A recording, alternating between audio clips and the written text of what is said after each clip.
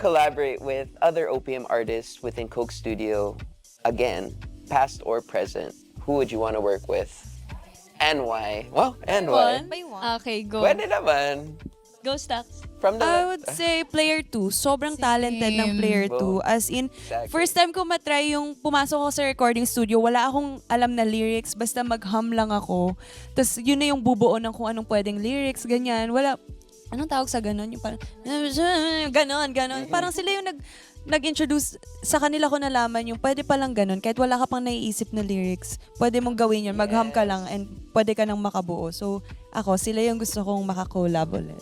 Ako, siguro, ibang P-pop group din. Alamat. Kasi ang dami na, di ba, rising P-pop groups and yung mga friends namin sa P-pop, we really look forward to collaborate with them with Coke.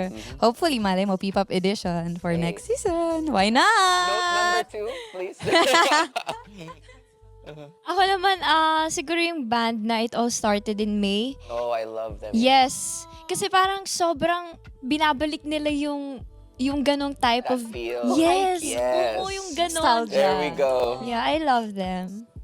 Ako same with Stacy, player 2. Yeah. When we worked with them, as in sobrang good vibes lang. Tapos they're very easy to work with. Tapos mga Bisaya Bisaya pa sila. pride. Oo. Oh, good na. So, sana they're given more recognition and more opportunities pa kasi magaling din talaga sila. Ang songs nila din. Yeah, maganda yung songs nila. True.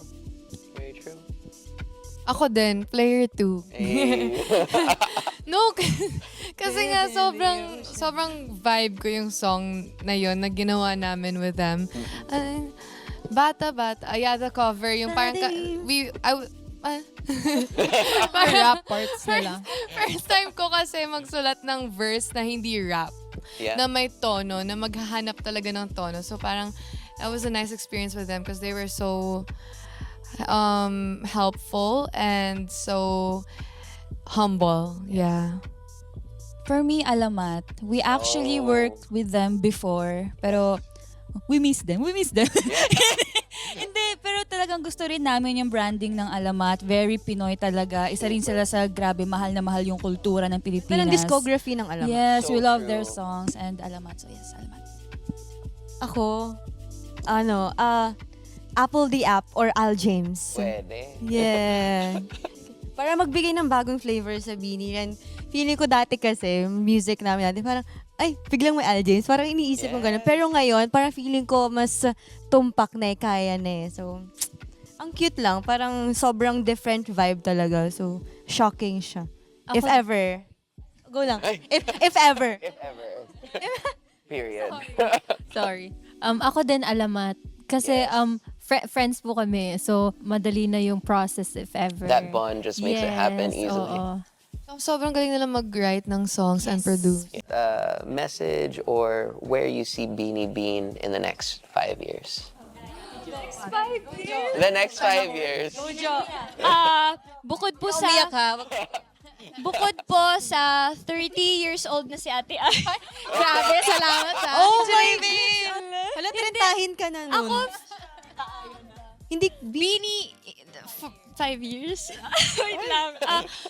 Ako, I feel, for sure naman, magsasama pa rin kami sa stage. Yes.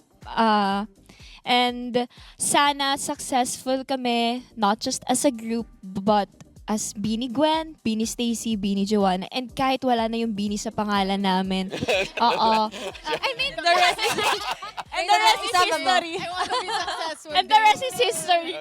Ayun, sana yung maging successful kami kasi hindi lang sa music I mean, sa kung anong gusto Individually, talaga natin yes. after Beanie. Kasi for sure magbabago at magbabago yan eh. Actually, yung gusto mo ngayon, pwedeng iba na yan after 5 years. So, sana masaya kami kung nasan kami after 5 years. And bukod sa masaya, may na-inspire pa rin kami after 5 years ng mga tao. And kilala pa rin kami ng next generation po. Mga Sana. anak-anak.